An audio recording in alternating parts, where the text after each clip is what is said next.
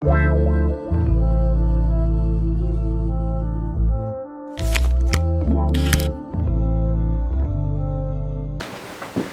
frères et sœurs, bonjour. Je vous rappelle que depuis 15 jours se tient à Rome la première partie du synode sur la synodalité dans l'Église. Cette rencontre est très importante car elle cherche, avec l'aide de l'Esprit Saint, à trouver le chemin approprié pour poursuivre l'établissement du royaume de Dieu dans ce monde plein de cultures, de traditions et de religions différentes. C'est pourquoi je vous invite à prier pour que l'Esprit Saint qui guide l'Église se manifeste avec toute sa force renouvelée en ce moment de l'histoire de l'humanité où l'Église universelle doit donner au monde l'Esprit de Dieu lui-même. Comme pilule, la bonté de Dieu n'a pas de limite. Elle ne discrimine personne. Dans l'évangile de ce dimanche, Jésus nous parle de la réponse donnée à l'invitation de Dieu représentée par un roi. Et lui invite à participer à un banquet de noces. Et ce texte, nous le trouvons dans le chapitre 22 de Saint Matthieu, du verset 1 au 14. L'invitation revêt trois caractéristiques: la gratitude, la générosité, l'universalité. Les invités sont nombreux, mais quelque chose de surprenant se produit. Aucun de celui n'accepte de prendre part à la fête. Ils disent qu'ils ont autre chose à faire. Certains font même preuve d'indifférence, de détachement, voire d'irritation. Dieu est bon envers nous. Il nous offre gratuitement son amitié. Il nous offre gratuitement sa joie, son salut.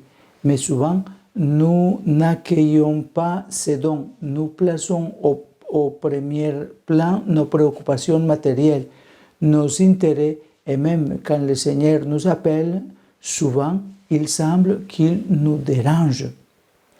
Certains des invités vont jusqu'à maltraiter et tuer les serviteurs qui transmettent l'invitation. Mais en dépit du manque d'adhésion des appelés, le projet de Dieu ne s'interrompt pas. Face au refus des premiers invités, il ne se décourage pas, n'annule pas la fête, mais propose à nouveau l'invitation en l'étendant au-delà de toute limite raisonnable et envoie ses serviteurs sur les places et aux croisées des chemins pour les rassembler tous ceux qu'ils trouvent. Il s'agit de gens quelconques, pauvres, abandonnés et déshérités, même des bons et des méchants. Même les méchants sont invités, sans distinction. Et la salle se remplit d'exclus. L'évangile, rejeté par certains, trouve un accueil inattendu dans de nombreux autres cœurs. La bonté de Dieu n'a pas de limite et ne discrimine personne. C'est pourquoi le banquet des dons du Seigneur est universel pour tous. À tous est donnée la possibilité de répondre à son invitation, à son appel. Personne n'a le droit de se sentir privilégié ou de revendiquer une exclusivité. Tout cela nous pousse à vaincre l'habitude de nous placer confortablement au centre comme le faisaient les chefs des prêtres et les pharisiens. Cela ne doit pas se faire.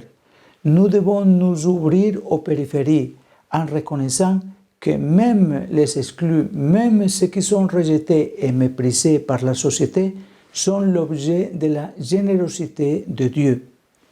Nous sommes tous appelés à ne pas réduire le royaume de Dieu aux limites de la petite Église, notre petite Église, mais à élargir l'Église aux dimensions du royaume de Dieu.